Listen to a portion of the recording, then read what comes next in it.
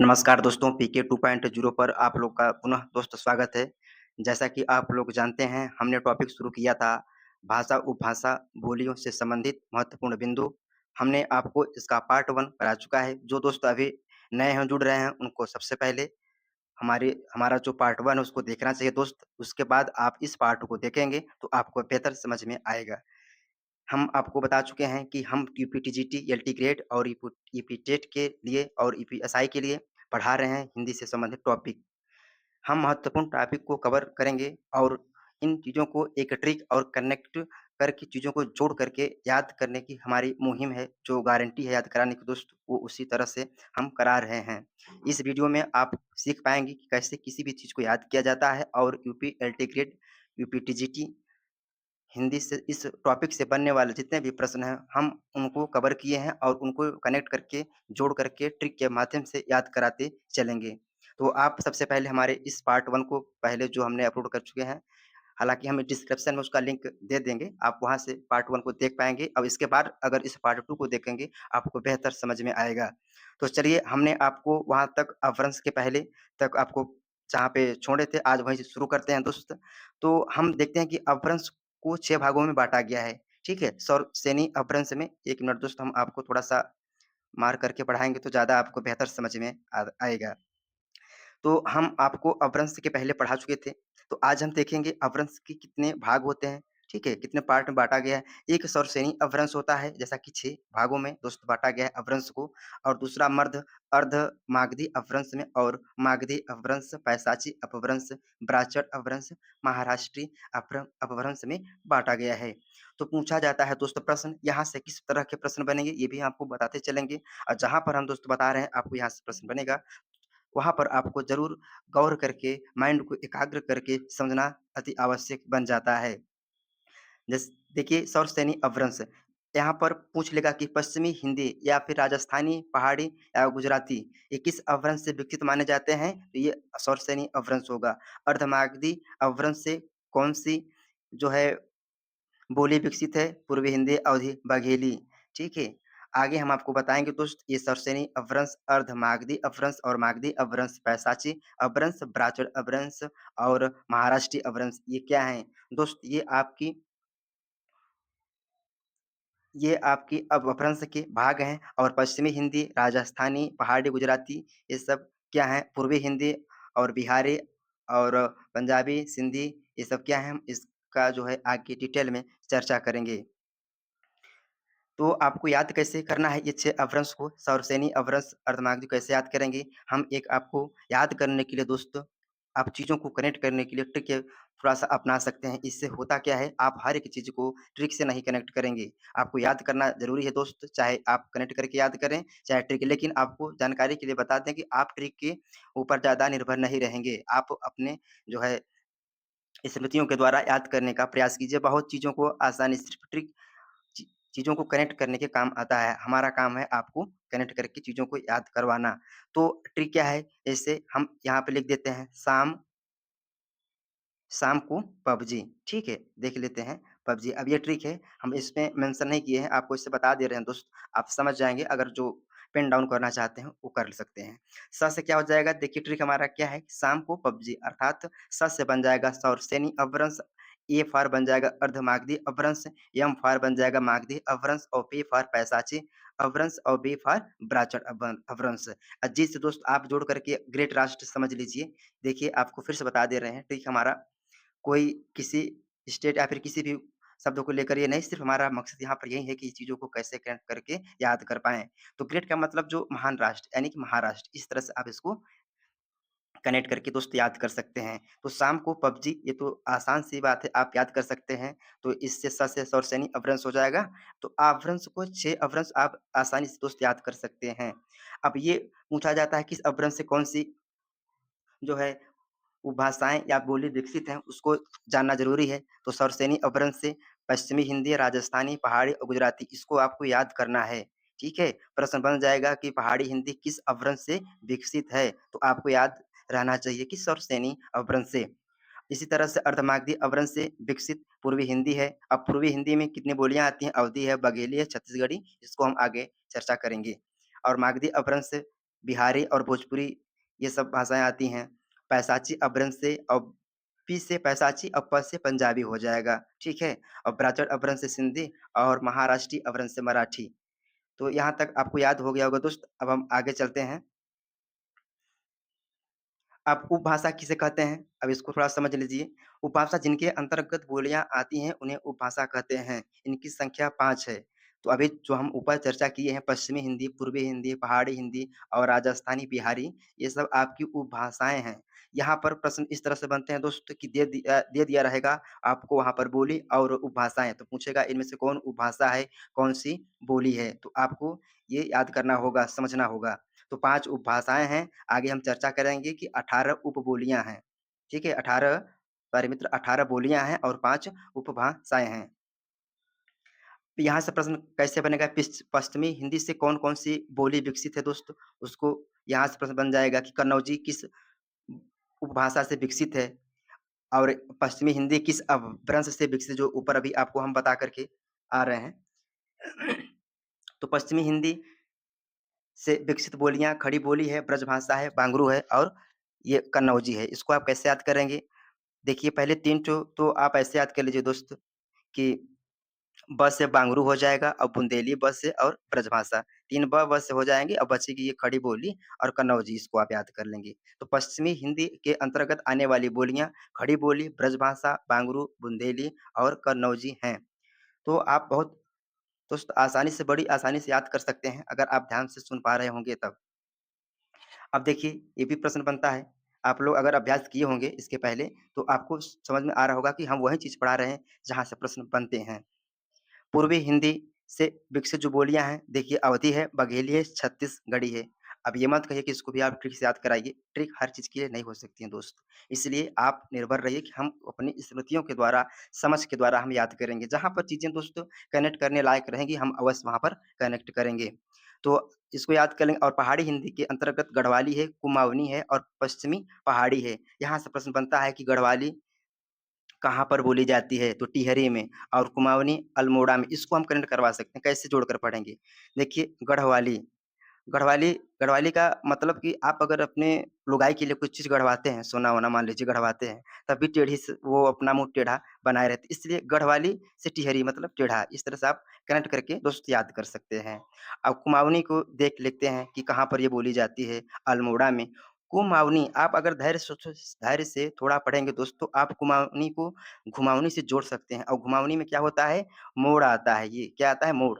तो इससे आप कनेक्ट करके अल्मोड़ा को कुमाऊनी से याद कर सकते हैं। 2 याद कर लेंगे दोस्तों, तो आपको पश्चिमी पहाड़ी जो कुल्लू में बोली जाती है, उसको याद करने की ज़रूरत नहीं है। आप वैसे भी ऑप्शन को हटा सकते हैं। ठीक है, आइए हम अब आगे देख लेते हैं। अब देखिए क्या है, हम जो उपभाषाएँ हैं, 3 उपभाषा देख चुके हैं दोस्त और चौथी हमारी उपभाषा जो है राजस्थानी हिंदी है। इस इसके अंतर्गत आने वाली जो बोलियाँ हैं, कौन-कौन सी हैं? जयपुरी है, मारवाड़ी है, मेवाती और मालवी है। तो इसको आप कैसे याद करेंगे? हम आइए साथ-साथ हमारे दोस्त आप याद करते रहेंगे, तो आपको याद हो जाएगा। ये नहीं कि हम आप लिखने में अपना टाइम वेस्ट मत करिए दोस्त। आप केवल समझिए और हमारे साथ-साथ अभी तुरंत, ये नहीं कि हम वीडियो देखने के बाद याद करेंगे। आप तुरंत हमारे साथ याद कर सकते हैं। तो इस राजस्थानी हिंदी को इसे ट वर्ग बहुला भी कहा जाता है। अगर प्रश्न परीक्षा बन गया ट वर्ग बहुला किस उपभाषा को कहा जाता है? तो राजस्थानी हिंदी है।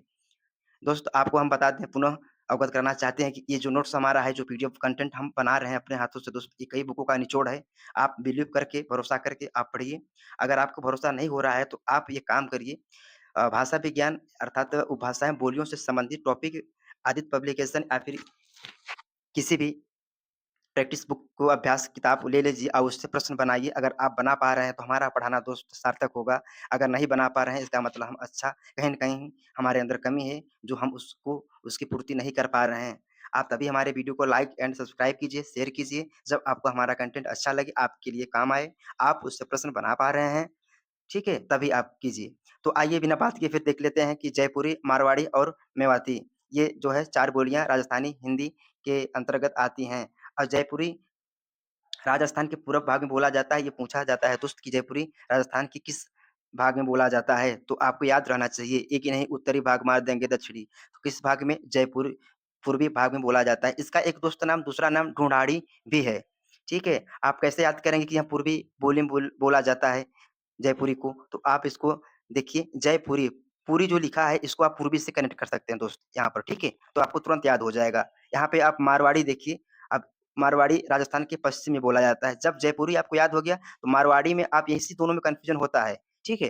तो आपको कन्फ्यूजन नहीं होगा। अब देखिए मेवाती और मालवी, मेवाती जो है ये आपके उत्तरी राजस्थान में बोला जाता है और मालवी दक्षिणी राजस्थान में बोला जाता है। तो राजस्थानी उपभाषा के अंतर्गत आने वाली बोलियों की संख्या 4 है। हमने कहाँ-कहाँ पर बोली जाती है राजस्थान के किस भाग में उसको देखा और याद किया। जयपुरी, पुरी का मतलब पूर्वी भाग में और मारवाड़ी का मतलब राजस्थान के पश्चिमी भाग में।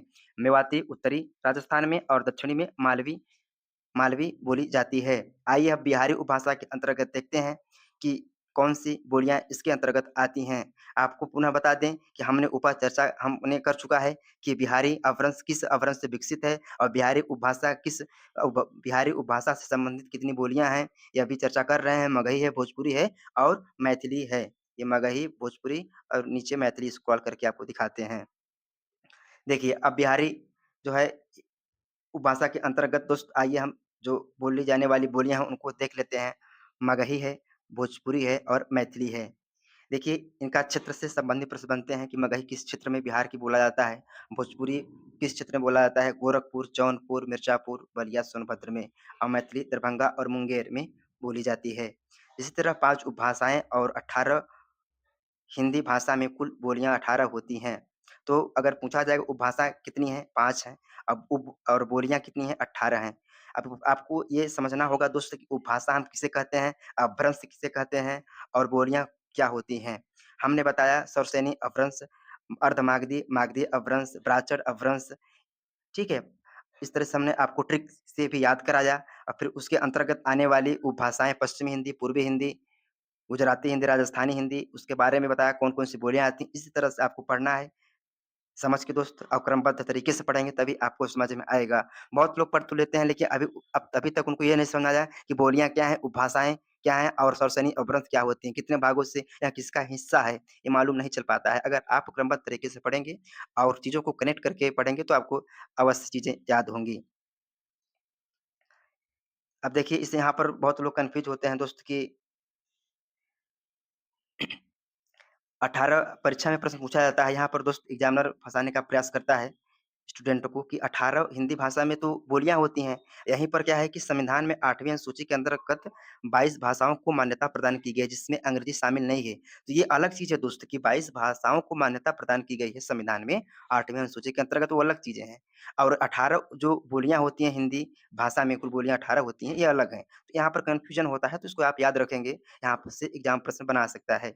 तो अब इसी तरह से और प्रश्न बनते हैं ओकार बहुला और आकार बहुला, उदासीन आकार बहुला, ईकार बहुला के नामों से। तो कौन-सी बोलियाँ ओकार बहुला के अंतर्गत आती हैं और कौन-सी आकार बहुला के अंतर्गत आती हैं दोस्त, इसे भी आप बड़ी आसानी से याद कर सकते हैं। आइए देख लेते हैं।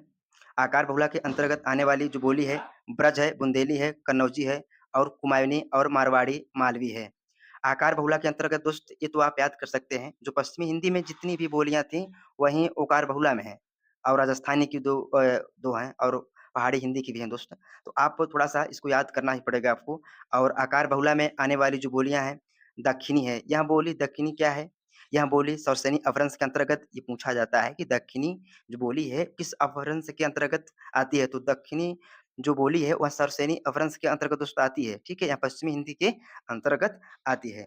और उदासीन आकार बहुला, अवधी और बघेली आती हैं। ईकार बहुला, ये तो इसमें भोजपुरी आती है, ये तो आपको ऐसे ही मालूम हो जाएगा कि जैसे भोजपुरी की भाषाएँ नहीं होती हैं दोस्त, ईका कइला, ईकार, इकार बहुला, तो इससे आप समझ जाएँगे इकार बहुला नाम से ही हमें लग रहा है कि यह भोजपुरी है। चलिए अब आइए देख लेते हैं कि जो बोलियों के अन्य नाम उनकी उपबोलियाँ हैं। दोस्त आपको किसी नोट्स किसी टीचर के यूट्यूब पर वीडियो में वीडियो में नहीं मिलेगा दोस्त जो हम इसमें दे रहे हैं आपको। वो भी कंटेंट फ्री है हमारा।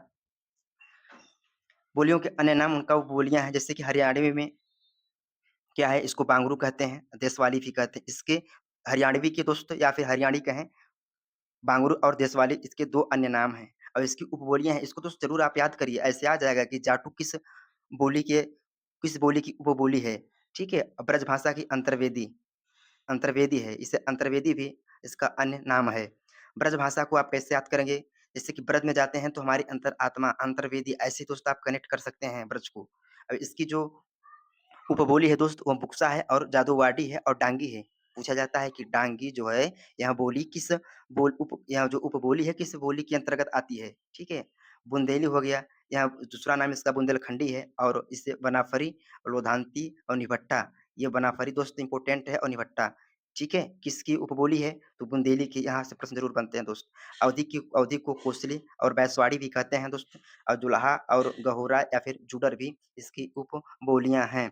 करवी की खड़ी बोली भी कहते हैं, छत्तीसगढ़ी को कल्टाई या लरिया भी कहते हैं दोस्त और यहाँ पर बघेली को रिवाई और डिंगल को भाट भाषा भी कहा जाता है, इसे भी याद रखेंगे। पिंगल को नाग भाषा भी कहा जाता है। अब यहाँ पर इसको कैसे कनेक्ट करेंगे? डिंगल डिंगल भाट भाषा और पिंगल नाग भाषा, इसको दोस्त अपने तरीके से आप कनेक्ट करिए और कमेंट करिए कि आप किस तरह से कनेक्ट किए हैं। अब हिंदी की प्रमुख बोलियों का संक्षिप्त परिचय और क्षेत्र तथा संबंधित उनसे लेखक साहित्यिक परिचय तो थोड़ा देख लेते हैं, क्या है? देखिए, हम बहुत ज़्यादा आपको नहीं पढ़ा रहे हैं, ये है कि जहाँ से प्रश्न बनते हैं, आप बुक प्रैक्टिस उठाइए, आप देखिए प्रश्न बना पा रहे हैं कि नहीं। वहीं से हम प्रश्न यहीं से अपना टॉपिक को शुरू कर रहे हैं, फालतू की चीज़ें इसमें हम पेन डाउन नहीं किए हैं दोस्त। अपभ्रंश क्या है? अवहट्ट देख लेते हैं। अपभ्रंश का व परिवर्तित अपभ्रंश भी अवहट्ट को कहा जाता है। इसका प्रयोग 14वीं सदी तक होता रहा है। अवहट्ट के प्रमुख रचनाकार देख लीजिए, अब्दुल रहमान है, इनकी रचना संदेश राशक है। दामोदर पंडित हैं, उक्ति व्यक्ति प्रकरण लिखे हैं दोस्त, ज्योतिषर ठाकुर हैं, जो वर्ण रत्नाकर लिखे हैं, ठीक है? और विद्यापति की जो है कीर्तिलता हो जाएगी। और यहाँ पे दोस्त ये रोड कवि नहीं है, 1 मिनट आपको बता दें, ये रोड कवि नहीं, इसको रोडा कवि बना लीजिए दोस्त। इनकी रचना राउल वेल। तो प्रश्न यहाँ से ऐसे बन जाएगा कि ज्योतिषवर ठाकुर की जो रचना वर्ण रत्नाकार है, यह किस भाषा के अंतर्गत आती है? अवट्ट की, अपभ्रंश की पाली। अगर आपको याद रहेगा तो आप बता सकते हैं। प्राचीन हिंदी से तात्पर्य अपभ्रंश अवहट्ट की बाद की भाषा से है। आइए अब ब्रजभाषा का देख लेते हैं स्वरूप क्या है। ब्रजभाषा दोस्त इसकी पहचान कैसे करेंगे कि कौन-सी ब्रजभाषा है? कभी-कभी दोस्त संक्षिप्त परिचय देकर के पूछ लिया जाता है कि यह किस भाषा का स्वरूप है। एक जने के 2 छोरा हैं, उनमें ते लवरे के ने कही कि काका मेरे बट को धन मोय दे। तो मोय दे यानी अर्थात इससे पकड़ लेंगे कि यह ब्रजभाषा की बोलियाँ हैं। आप पहचान कर सकते हैं दोस्त ब्रज भाषा का, ठीक है? अब इसका क्षेत्र आप याद रखिए, अलीगढ़, धौलापुरी, मथुरा, ठीक है? और मैनपुरी, एटा, बदायूं, बरेली, ठीक है? देख रहे हैं बरेली और भरतपुर, करौली, ये करौली बहुत पूछा जाता है दोस्त, कौन-सा क्षेत्र है? ये ब्रजभाषा का क्षेत्र है। अब देखिए इसी भाषा को ब्रजभाषा को बंगाल में भाषा से जो बनी भाषा का नाम ब्रजबुली नाम पड़ा और असम में इसे ब्रजावली कहलाई है, ठीक है? देश के बाहर ताजिकिस्तान में दोस्त ब्रजभाषा बोली जाती है। पूछा जा सकता है कि ब्रजभाषा ताजिकिस्तान में या फिर किस देश में बोली जाती है? अब ब्रजभाषा के कुछ तो रचनाकार हैं, जैसे भक्ति काल में सूरदास हैं, नंददास हैं, रीतिकाल में बिहारी हैं, मतीराम हैं, भूषण हैं, देव हैं। आधुनिक काल के जो कवि भारतेंदु हरिश्चंद्र, जगन्नाथ दास रत्नाकर, सत्यनारायण कविरत्न जी भी हैं। ब्रजभाषा साहित्य का प्राचीनतम उपलब्ध ग्रंथ सुधीर अग्रवाल का दोस्त प्रद्युमन चरित्र, जो कि 1317 ईस्वी में लिखी गई थी, इसको माना जाता है। तो आप यहाँ से याद कर लेंगे दोस्त। हमने क्या किया है कि जहाँ से चीज़ों को कनेक्ट हम करा सकते हैं दोस्त, वहाँ से ज़रूर आपको ईज़ी वे में कठिनता को सरलता में बदल देंगे, ठीक है? ये हमारी गारंटी है और जहाँ पर नहीं बना सकते हैं, तो वहाँ पर आपको याद करना पड़ेगा। आपको देखिए पूर्णतः निर्भर नहीं होना है दोस्तों ट्रिक पर, ठीक है? जहाँ पर चीज़ों को आप कनेक्ट अपने खुद से भी कर सकते हैं और जहाँ पर हमसे बन सकता है, तो वहाँ पर हम खुद कनेक्ट करके आपको बताएँगे। तो खड़ी बोली या फिर करुई बोली भी इसे कहते हैं। पहले तो इसका नाम करुई बोली ही था, बाद में साहित्यिक भाषा का बनने के बाद यह खड़ी बोली हो गई। तो पूछा जाता है करुई बोली किस बोली का नाम है? तो खड़ी बोली का। इसका क्षेत्र देखिए मेरठ के आस-पास का क्षेत्र अर्थात दिल्ली का जो एनसीआर क्षेत्र है दोस्त, वहाँ पर बिजनौर, रामपुर, मेरठ में, सहारनपुर, गाजियाबाद में दोस्त खड़ी बोली बोली जाती है। मेरठ आप यहाँ पर देखिए जो मेरठ की खड़ी बोली आदर्श और मानक मानी जाती है। आज की जो हिंदी खड़ी बोली पर आधारित है। पूछा जाता है किस यानी ऐसे दे देगा कि बिजनौर, मेरठ कुछ दे देगा कि अर्थात यहाँ पर आपको क्षेत्र का नाम याद रखना ज़रूरी है कि मेरठ की खड़ी बोली को आदर्श और मानक माना गया है। ठीक है? खड़ी बोली के रचनाकार देख लीजिए शॉर्ट में, कबीर है, नानक है, दादू, मल्लुक दास, रज्जब, गंग कवि हैं। पूछा जाता है तुस्त की चंद, छंद, वर्णन की महिमा किस कवि की है, गंग कवि की है और किस भाषा में है? तो यहाँ खड़ी बोली में है। रहीम का मदनाष्टक खड़ी बोली में है, आलम सुदामा चरित है, झटमल का गोरा बादल की कथा है, संत प्राणनाथ है, ठीक है? और सदा सुखलाल का सुख सागर या नियाज़ है। देखिए यहाँ पर आप इसको ऐड करने ये दोस्त बहुत पूछा जाता है ये प्रश्न कि नियाज़ किस ग्रंथ को कहा जाता है? सुख सागर को नियाज़ कहा जाता है। ये सदा सुखलाल की रचना है दोस्त, ठीक है? अब नियाज़, नियाज़ का मतलब आज, आज हमको क्या चाहिए? आज लोग केवल सुख देखना केवल आज ही का आज मतलब आज ही दोस्त सब लोग सुख देखते हैं, कल की चिंता कोई नहीं करता है। आज सुख, सुख मतलब यह नियाज़ अर्थात सुखलाल की जो सुख सागर है, उसको आप नियाज़ से जोड़ सकते हैं और इंसा अल्लाह खां की जो रचना है, रानी केत की कहानी, जिसको उदय भान का चरित्र पूछा जाता है कि रानी केत की कहानी का अन्य नाम क्या है? तो उदय भान चरित। इसको कैसे याद करेंगे? रानी, रानी का क्या होना चाहिए? चरित्र, चरित्र अच्छा होना चाहिए दोस्त। तो ठीक है, तो यहाँ पर आप चरित्र से रानी केत की कहानी समझ जाएँगे, ठीक है? और लल्लू लाल प्रेम सागर सदल मिस्र नाचकेतोपाख्यान ये भी पूछा जाता है कि नाचकेतोपाख्यान किसकी रचना है? अब देखिए यहाँ पर कैसे आप याद करेंगे? दोस्त मैं बता दूँ आपको चीज़ों को याद रखना बहुत ईज़ी है। बस आप कनेक्ट करके रटिए मत डायरेक्ट, मत रटिए। किसी का भी नोट्स पीडीएफ मत रटिए। आप मेरे साथ पढ़िए, देखिए हम कैसे आपको याद कराते हैं, कैसे हम चीज़ों को याद करते हैं दोस्त। देखिए, आप कनेक्ट करना सीखिए, आपको रटना नहीं पड़ेगा। यहाँ पे देखिए सदल मिश्र की रचना है नाचिकेतोपाख्यान। मैं बताया कि इम्पोर्टेंट है। मैं अभी बता रहा हूँ कि आपको भी मैं याद भी करवा दूँगा। देखिए दल, यहाँ पर सदल छोड़िए, दल देखिए, जहाँ पे दोस्त दल जाएगा वहाँ सब नासी हो जाता है। अर्थात जहाँ भी कोई दल जाता है, वहाँ पे क्या होता है? नासीन हो जाता है। तो दल से क्या याद रखेंगे? नाचिकेतोपाख्यान। सदल, सदल मतलब नाचिकेतोपाख्यान। सदल मिश्र की रचना नाचिकेतोपाख्यान। आपको देखिए कितनी आसानी से चीज़ें याद हो गई आपको, ठीक है? और इसे जो अन्य नाम इसका क्या हो जाएगा? चंद्रावती भी इसे कहते हैं। और रानी केतकी कहानी या उदयभान चरित में लिखा गया है दोस्तों कि हिंदवी छूट और किसी बोली का पुट नहीं है। पूछा जा सकता है कि यह किसकी कहानी का जो है कथन है? हिंदवी छूट और किसी बोली का पुट नहीं है, ऐसे कथन में दे देगा दोस्त, तो आप फँस सकते हैं। इसलिए हम कई बुकों का निचोड़ लेकर के दोस्त आए हैं, कहीं से भी प्रश्न आपका गड़बड़ या गलतियाँ होने की जो चांस है बहुत कम कर देंगे दोस्त। इंसा अल्लाह खान ने अपनी इस रचना में मुअल्लम-पन के साथ-साथ दोस्त ब्रजभाषा, अवधी जैसी बोलियों और तत्सम को भी अलग रखा है। शुक्ल जी के शब्दों में इंसान ने अपनी भाषा को 3 प्रकार के शब्दों से मुक्त रखने की प्रतिज्ञा की है। बाहर की बोली को अरबी, फारसी शुक्ल जी तुर्की, फारसी माने हैं। ऐसा कहते हैं कि इंसा अल्लाह खान ने अपनी भाषा को 3 प्रकार की शब्दों से मुक्त रखने की प्रतिज्ञा की है। गँवारी भाषा पूछा जाएगा, गँवारी किससे संबंधित है? तो ब्रज और अवधि से।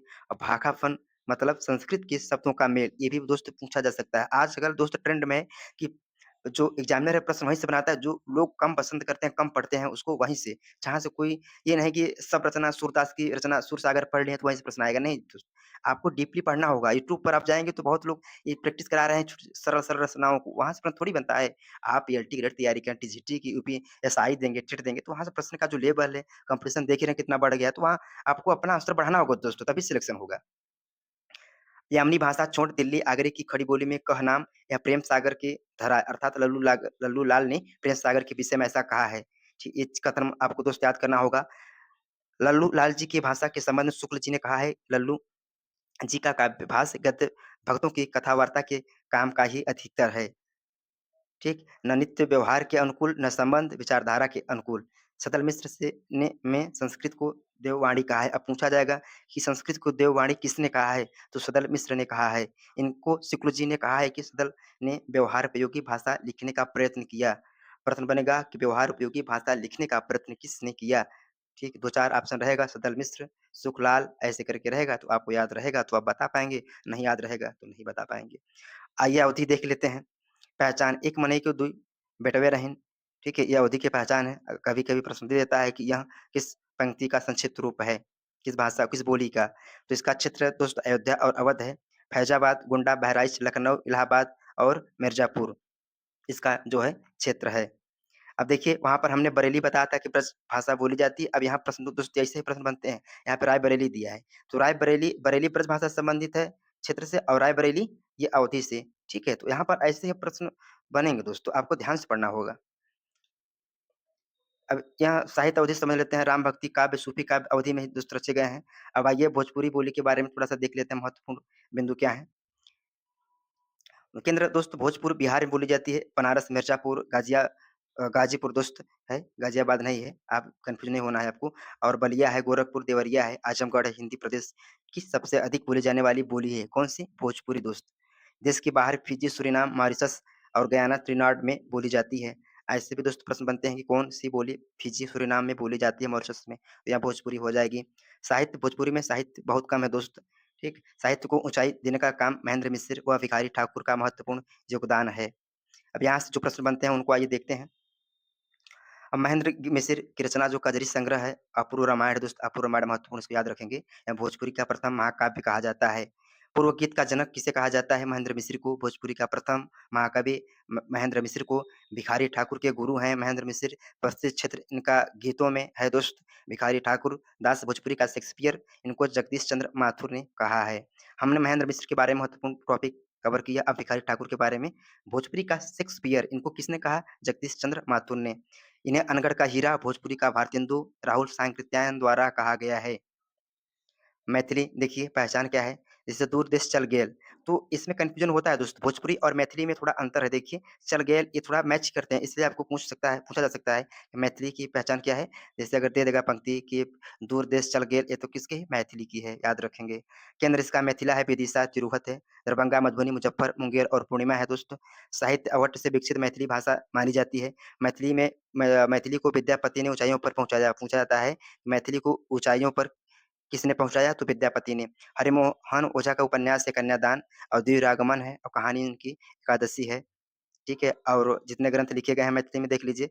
नागार्जुन का मैथिली यात्री नाम से लेखक इन्होंने किया है, लेखन कार्य किया है और इनका उपन्यास है पारो है, कविता संग्रह कवि स्वप्न है, पत्रहीन नग्न गच्छ है। पूछा जाएगा कि पत्रहीन नग्न जो गाछ है यह किस बोली में है? तो यह किसमें है? मैथिली में। राजकमल चौधरी का स्वर गंधा है।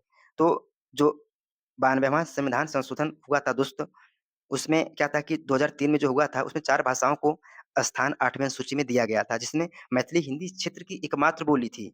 इसको आप याद रखेंगे। अब बुंदेली देखिए कहाँ पर इसका क्षेत्र है, जहाँ पे बोला जाता है, हमीरपुर, उरई, झांसी, मध्य प्रदेश का ओरछा, ये पूछा जाएगा मध्य प्रदेश का ओरछा, दतिया है, होशंगाबाद है, ठीक है? और थोड़ा देखिए कन्नौज का भी क्षेत्र देखिए, इटावा है, फर्रुखाबाद, पीलीभीत, कानपुर बोला जाता है। मारवाड़ी, जोधपुर, जैसलमेर, अजमेर और किशनगढ़ में बोली जाती है दोस्त। मारवाड़ी की जो पहचान है, एक जिणे र, दो डावडा है, हा ऐसे करके रहेगा, तो आप पहचान जाएँगे दोस्त कि यह मारवाड़ी है, मारवाड़ी की बोली है। अब मालवे की पहचान मेरो धन को हिस्सों देओ ऐसे करके यह मालवे की पहचान हो जाएगी। तो इस तरह से आपने देखा कि कितने कम समय में महत्वपूर्ण चीज़ों को हमने कवर किया दोस्त। आप एक बार भरोसा करके दोस्त इसको याद कीजिए, अब याद करने के बाद आपका सिर्फ़ इतना है, अगर आप हमें टेस्ट करना चाहते हैं तो हमारे पढ़ाए गए चीज़ों को, पीडीएफ कंटेंट को आप याद करके प्रैक्टिस कीजिए, किसी भी बुक प्रैक्टिस से कीजिए आप, ठीक है? आप बना पा रहे हैं क्वेश्चन तब समझिए हमारा पढ़ना सार्थक है, हमारी मेहनत दोस्त सार्थक तभी सिद्ध होगी। अब देखिए आइए देख लेते हैं कि हिंदी की जो प्रमुख बोलियों के नामकरण करता है, यहाँ से प्रश्न टीजीटी में दोस्त बहुत पूछा गया है। कौरवी के नामकरणकर्ता जो है राहुल सांकृत्यायन हैं, आप जानते हैं। अभी हम पीछे पढ़ चुके हैं कौरवी किस बोली को कहते हैं या खड़ी बोली को दोस्त कहते हैं, आपको याद रहनी चाहिए। ब्रजबोली ईश्वर चंद्र गुप्त ने ब्रजबोली किससे कहा है? अभी पीछे पढ़ाए हैं। राजस्थानी भाषा को ग्रियर्सन नामकरण करता है इसके, ढिंगल को बांकीदास और बिहारी को ग्रियर्सन। ऐसे याद कीजिए, ग्रियर्सन राजस्थानी भाषा को और बिहारी को, दोनों को नामकरण किए थे। भोजपुरी के रेमंड हैं और मैथिली के कोलब्रुक हैं। हिंदी भाषा के विकास का जो दोस्त क्रम है, ये भी पूछा जाता है। पहले वैदिक संस्कृति आई, फिर लौकिक संस्कृत, पाली, फिर प्राकृतिक, फिर अपभ्रंश, अवट, फिर प्राचीन हिंदी और आधुनिक हिंदी। ये क्रम दोस्त आप याद रखेंगे, यहाँ से प्रश्न बनते हैं। इसमें आप जितने मैं पीडीएफ में जो भी कंटेंट डाउन किया हूँ दोस्त, एक भी फालतू का चीज़ नहीं है, जिसे आप इग्नोर करेंगे, ठीक है? आप इग्नोर नहीं करेंगे, आप जितना भी कंटेंट दिया गया इसमें, आप हर एक लाइन को अच्छे से याद कीजिए और हमारे चैनल को, अगर हमारा वीडियो आपको दोस्त अच्छा लगा हो तो सब्सक्राइब कीजिए और लाइक कीजिए और हमारा मोटिवेशन दोस्त बढ़ाइए और हम इससे अच्छा जो है और कंटेंट और कई बुकों से जहाँ से प्रश्न बनते हैं, हम ऐसे दोस्त नहीं बनाते हैं। हम पहले पीवाईक्यू देखते हैं कि कहाँ से ज़्यादा प्रश्न पूछा गया, वही चीज़ लाते हैं, ठीक है?